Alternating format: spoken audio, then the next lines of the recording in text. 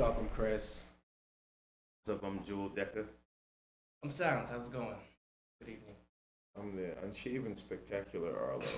Unshaven, I like that. I don't know. Well, we were going to start off about how you all hate Precious, but I liked Precious, so we Okay. can go with that. So automatically, you shouldn't talk then. Well, whatever, man. You need a contrasting view. So can I go first before you all jump on? I wanted to discuss the movie Precious, which I saw recently, and then saw again to confirm what I saw the first time.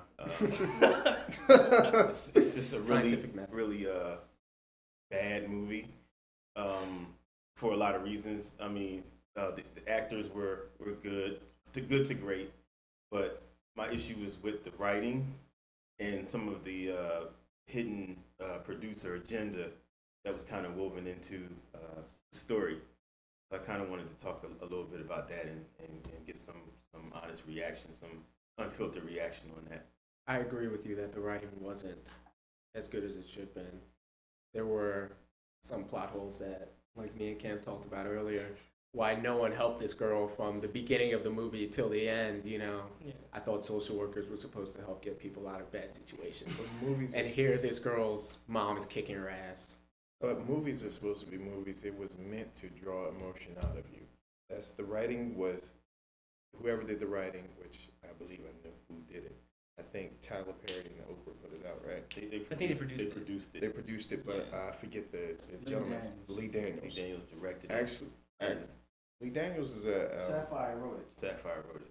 Who's Sapphire? The writer of the book. The author. The lady. I'm sure the book is probably a little bit. I don't know. I didn't. My mother and friend read the book, and they said that it was really good, but they also love the movie, so you guys will probably think that. So that's did bullshit. she survive at the end of the book, or it ended? It just ended like the movie? same way that the movie ended. And what was it? Wasn't good. Wow. Wow.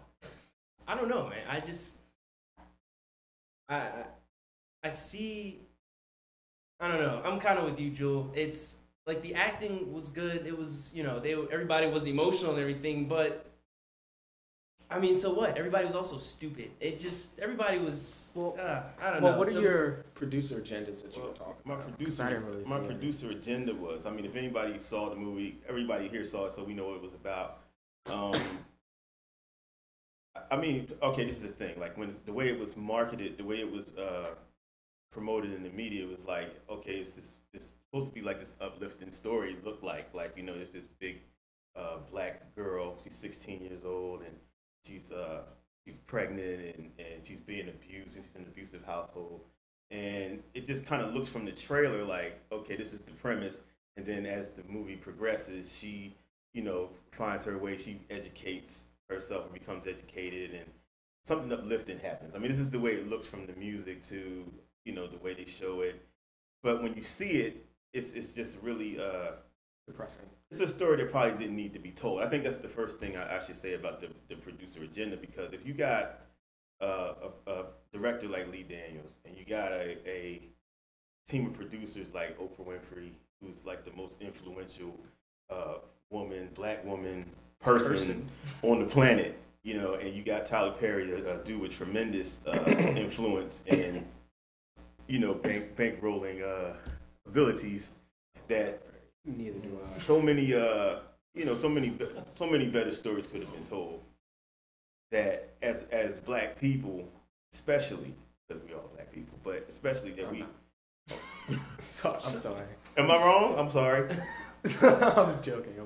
I'm sorry. Continue. And I'm saying, like, let's clear that up. No, I am black. I'm black. I'm sorry. I'm sorry to pull you off your train of thought. I made an assumption. No, continue. I apologize.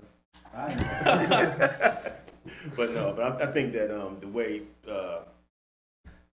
I don't want to get really long-winded with this, but I think that the way that black people respond to Oprah's voice, and they respond to Tyler Perry's influence and his name on the product, their co-sign on the product, just got everybody all up to in arms to go see this movie immediately.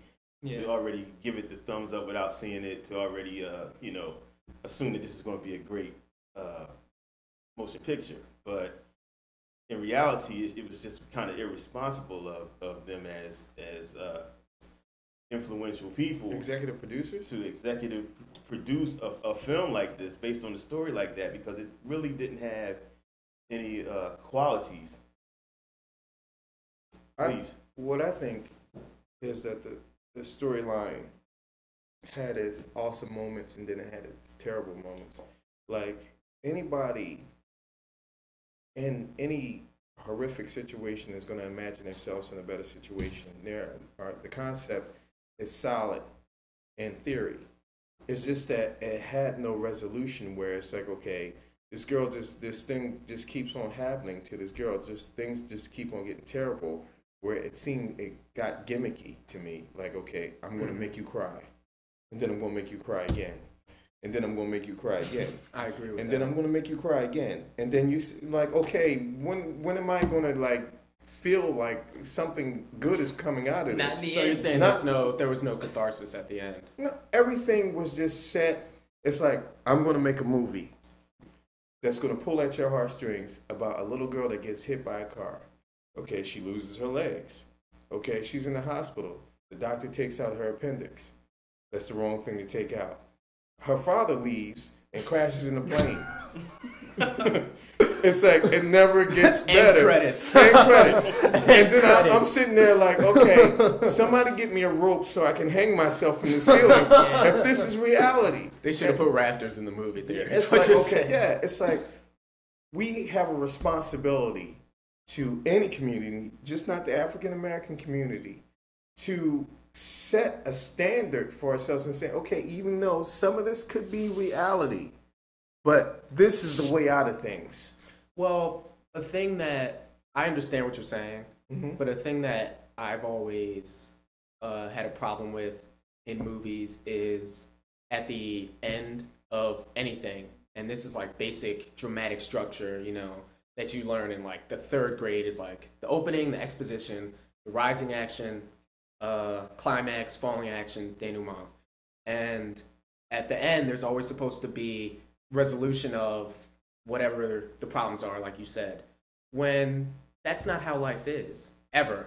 In any movie, there's always, characters are introduced, all the, actions happen, there's the top, there's the falling action, and then all of a sudden everything's neatly tied up in a bow, and, and it's not been that way more recently. Like in older movies, it would kind of happen that way. It would be like a Deus Ex Machina type of thing where all of a sudden it would just like, everything's great now, no problem.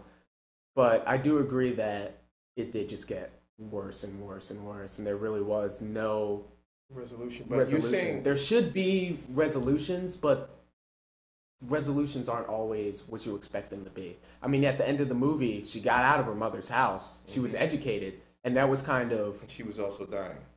Well, that was kind of the point of... She was also dying, yeah, but that was kind of the point of the whole movie, was that the beginning of the movie, she's getting her ass kicked on a daily basis. Monique's hitting her in the head with frying pans. She's pregnant, again, by her father. She is failing in school. She's 16. She's in like the 8th grade. She gets out of school. She has the baby. The baby's healthy. She gets her kids back. She gets out of her mother's house, and she gets educated. But she's also dying. So, like I said, in life, resolutions aren't always that tidy. It's not like... But there are resolutions. Yeah, the conflict in the movie was that she's pregnant and she's living in a toxic environment and she's not educated. Where did she go? To the why?